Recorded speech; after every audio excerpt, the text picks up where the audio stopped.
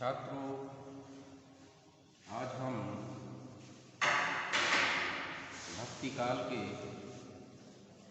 निर्गुण काव्यधारा के एवं ज्ञान मार्गी शाखा के प्रतिनिधि कवि संत कबीर के समाज सुधारक रूप की चर्चा करेंगे।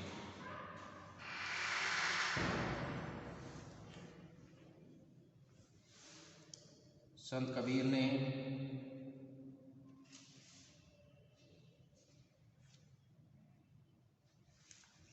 समाज को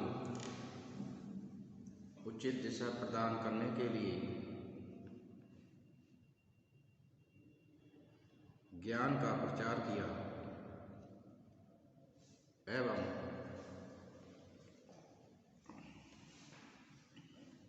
समाज में व्याप्त ऊंच नीच, सांप्रदायिकता, आडंबर, हिंसा आदि का विरोध किया और साथ ही प्रेम का संदेश भी दिया। उनके काव्य में समाज सुधारक रूप देखने को मिलता है। तो आज हम प्रस्तुत बिंदुओं के आधार पर उनके स्वरूप को जानेंगे कि किस प्रकार से वे समाज को सुधारने की बात करते हैं। पहला बिंदु है जाति पाति का विरोध। संत कबीर का ये मानना है कि ईश्वर ने सभी के लिए समान बनाया। हम सभी ब्रह्मरूपी कुम्हार ने बनाया है और सभी को बराबर बनाया है। इसलिए न कोई छोटा है न कोई बड़ा है। जाति पाति ऊंच नीच भेदभाव ये मनुष्य ने अपने लाभ के लिए बनाए हैं। तो वे इसका विरोध करते हुए कहते हैं कि एक जोत से सब जग उपजा, को बामन को सूदा। तो इस प्रकार से वे सभी को समान मानते हैं। सांप्रदायिकता का विरोध आपके काव्य में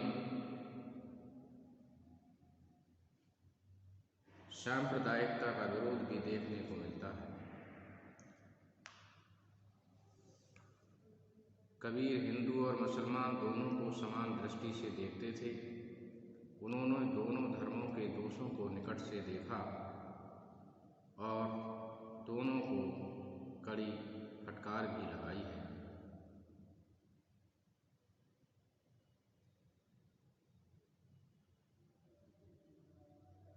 हिंदू तुरक की एक राह सद्गुर इन्हें बिताई, कहें कबीर सुनो हो संतो राम न कहे खुदाई।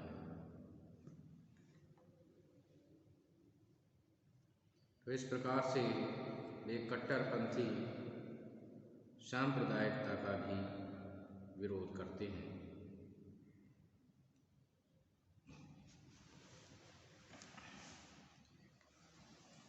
अगला बिंदु है बाह्य आडंबरों का विरोध।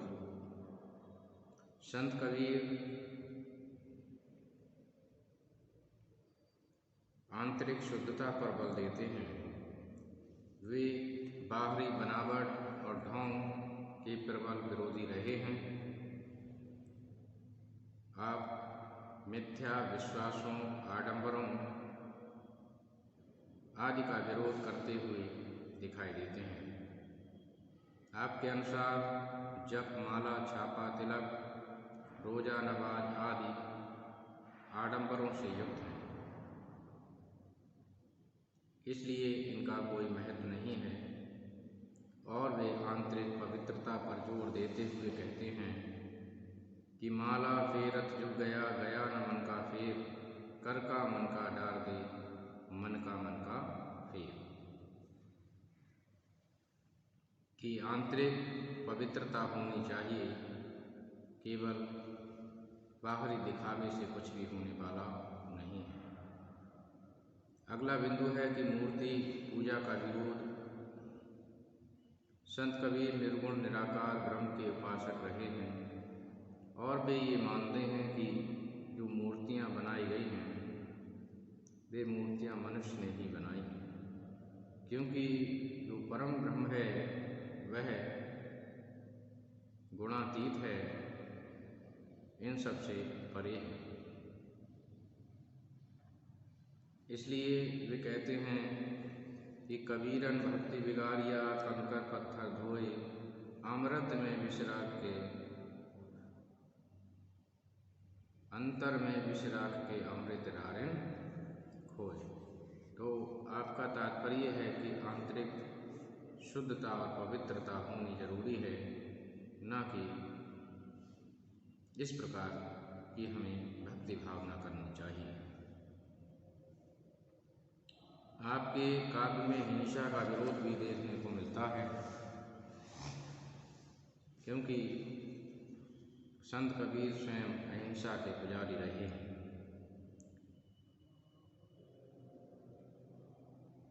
आपका मानना है कि अहिंसा परमो धर्म। वे जीव हत्या की निंदा करते हैं और कहते हैं कि बकरी पाती खात है ताकि काड़ी खाल, जे नर बकरी खात हैं तिनको कौन हवाल।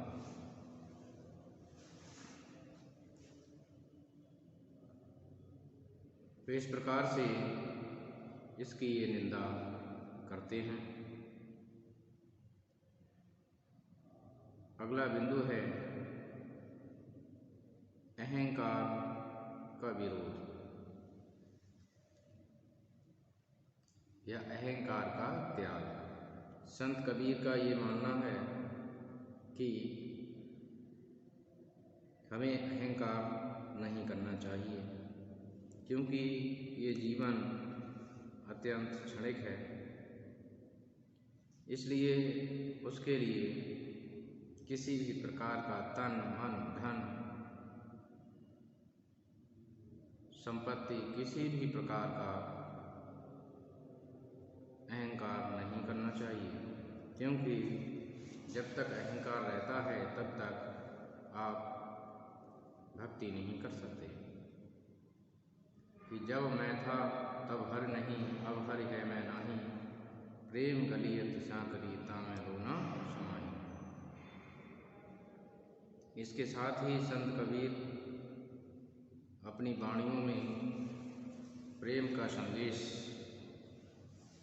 देते हुए दिखाई देते हैं। आपका मानना है कि चाहे कितने भी पुस्तकों का अध्ययन क्यों न कर लिया जाए, परंतु यदि व्यवहार में प्रेम नहीं है, भाईचारा नहीं है, बंधुत्व नहीं है, तो उन पुस्तकों के पढ़ने से कोई लाभ नहीं है। इसलिए सबसे पहला पाठ जीवन में प्रेम होना चाहिए। व्यक्ति को व्यक्ति से प्रेम करना चाहिए। वही व्यक्ति पंडित है जो एक मनुष्य दूसरे मनुष्य से प्रेम करता है। इसीलिए आप कहते हैं कि पोथी पढ़ी पढ़ जग मुआ, पंडित भया न कोय, ढाई आखर प्रेम का पढ़े सो पंडित होय।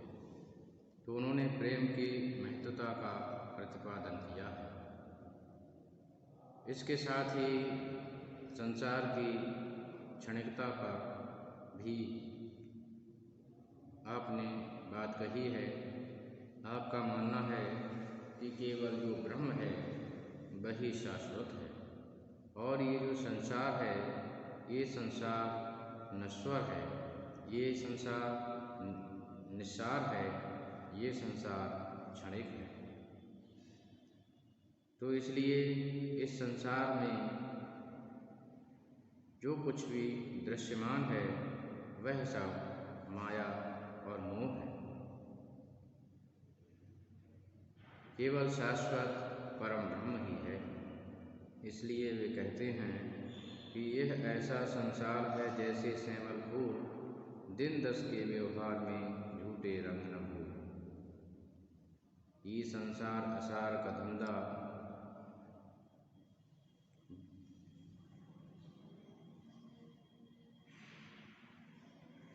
इसीलिए वे इसकी क्षणिकता के विषय में बात करते हैं। आपके काव्य में अपरिग्रह पर भी बल दिया गया है, क्योंकि अधिक धन संयोने से हम कहीं न कहीं दूसरे लोगों के हितों का हनन करते हैं। इसलिए एक अच्छे समाज में इतना धन होना चाहिए कि वह व्यक्ति अपने जीवन की कुछ इच्छाओं की पूर्ति कर सके, और यदि उसके घर कोई अतिथि आ जाए तो वह अतिथि भी कभी भूखा ना जाए। इसीलिए वे कहते हैं कि साईं इतना दीजिए जामे कुटुंब समाए, और मैं भी भूखा ना रहूं, साधु न भूखा जाए। तो अपरिग्रह पर भी उन्होंने बल दिया है। दूसरा एक और बिंदु है विनम्रता पर बल।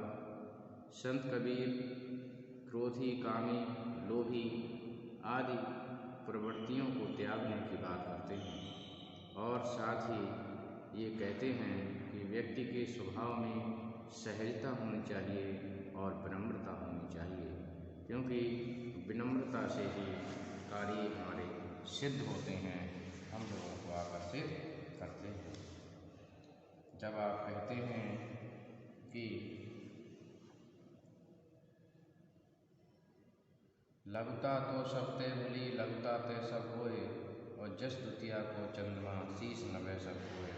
तो इस प्रकार से हम देखते हैं कि संत कबीर के काव्य में समाज को सुधारने की बात कही गई है, उनमें कुरीतियों को छोड़ने की बात कही गई है।